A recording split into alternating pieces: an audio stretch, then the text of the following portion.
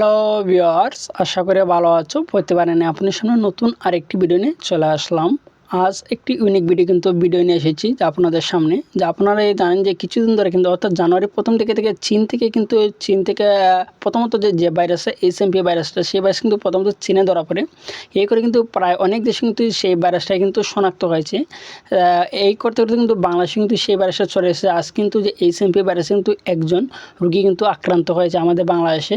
এখন সেই ভাইরাসটা আসে, এগুলোর লক্ষণটা আপনি কীভাবে বুঝবেন এবং এগুলার সতর্কতা হিসেবে আপনি কীভাবে থাকবেন, এই নিয়ে কিন্তু আজ কিছু আপডেট আজকে প্রকাশিত হয়েছে। আজ কিন্তু স্বাস্থ্য অধিদপ্তর থেকে আজ কিন্তু এই নিয়ে আলোচনা করব। তার জন্য ভিডিওটি সম্পূর্ণ দেখুন, কোনো স্কিপ করবেন না। তার আগে বলে নিই, আপনি যদি এই চ্যানেল নতুন হয়ে থাকেন তাহলে আপনার কাছে রিকোয়েস্ট থাকবে যে এই ধরনের নিত্য নতুন এই ভিডিও পাওয়ার জন্য অবশ্যই চ্যানেলটি সাবস্ক্রাইব করে পাশে থাকবেন, কারণ আপনার লাইক এবং সাবস্ক্রাইবের কারণে কিন্তু আমাদের নতুন আরেকটা ভিডিও তৈরি করার অনুপ্রেরণা সৃষ্টি করে। যে দেশে একজনের শরীরে কিন্তু হিউম্যান মেটানিউমো ভাইরাস অর্থাৎ HMPV শনাক্ত হয়েছে। শেষ পর্যন্ত এবারও দেশে প্রথমবারের মতো পাওয়া গেল HMPV আক্রান্ত রোগী। রোববার 12 জানুয়ারি সরকারের রোগ তত্ত্ব এবং রোগ নিয়ন্ত্রণ ও গবেষণা ইনস্টিটিউট ভাইরোলজি বিভাগের প্রধান ডাক্তার আহমেদ নৌশাদ আলম এই তথ্য নিশ্চিত করেন। তিনি বলেন যে একজন ব্যক্তির শরীরে HMP ভাইরাসের পাশাপাশি আরও কয়েকটি ব্যাকটেরিয়া শনাক্ত হয়েছে এবং এই বিষয়ে বিস্তারিত করে জানানো হবে। আক্রান্ত রোগী কিন্তু একজন নারী, তার গ্রামের বাড়ি কিন্তু কিশোরগঞ্জের ভৈরব এলাকার বলে জানা গেছে। করোনা মহামারীর পর বিশ্বে নতুন করে আতঙ্ক ছড়াচ্ছে HMP ভাইরাস। চলতি জানুয়ারির শুরুতে কিন্তু চীনে প্রথম এর সংক্রমণ ধরা পড়ে এবং এরপর কিন্তু জাপানে ভাইরাসটি শনাক্ত হয়। এরপর HMP প্রাদুর্ভাব মালয়েশিয়া এবং ভারতে কিন্তু ছড়িয়ে পড়ে। ইনফ্লুয়েঞ্জা দাসের এই ভাইরাসটি এর মধ্যে আক্রান্ত হয়েছে অনেকে। ভাইরাসটি করোনার মতো কিন্তু ভয়াবহ আকার ধারণ করতে পারে বলে সতর্ক করছেন স্বাস্থ্য বিশেষজ্ঞরা।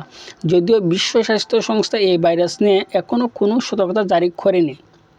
এখন আপনারা অনেকে বলতে পারেন যে ভাইরাসটা কীভাবে আমরা বুঝবো বা এগুলোর লক্ষণটা কী, আসলে কীভাবে আসে শরীরে।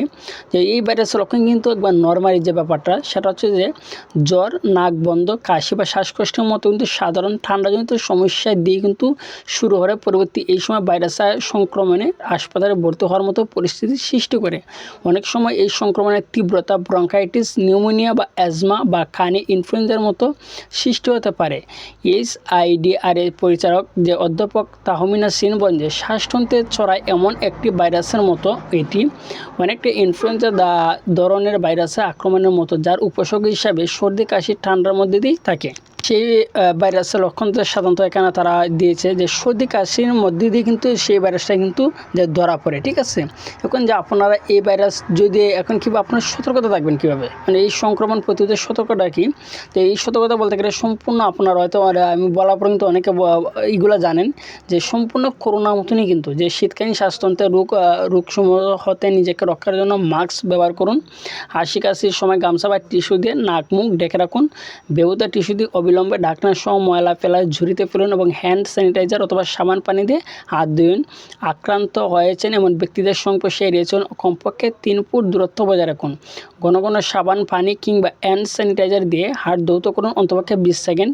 অপরিষ্কার হাতে চোখ, নাক, মুখ ধরবেন না এবং আপনি জ্বর, কাশি বা শ্বাসকষ্ট আক্রান্ত হলে সুস্থ না হওয়া পর্যন্ত বাড়িতে থাকুন। প্রয়োজন হলে নিকটস্থ হাসপাতালে যোগাযোগ করুন। আশা করি বুঝতে পারছেন যে HMP ভাইরাসের শনাক্ত হলে আপনি কীভাবে সতর্কতা থাকবেন এবং কীভাবে যে এগুলোর লক্ষণ, এগুলো কিন্তু স্বাস্থ্য অধিদপ্তর থেকে কিন্তু তারা সতর্কতা জারি কিন্তু করছে। ঠিক আছে, আজকে কিন্তু এই ভিডিওটা নিয়ে আসলাম। তার ভিডিও যদি ভালো লাগে থাকে অবশ্যই লাইক দেবেন, আর তারপরে না পেয়ে থাকেন অবশ্যই কমেন্ট করে জানাবেন। আর এই ধরনের নিত্য নতুন এই ধরনের ভিডিও পাওয়ার জন্য অবশ্যই চ্যানেলটি সাবস্ক্রাইব করে পাশে থাকবেন। ধন্যবাদ, দেখা হবে অন্য কোনো ভিডিওতে।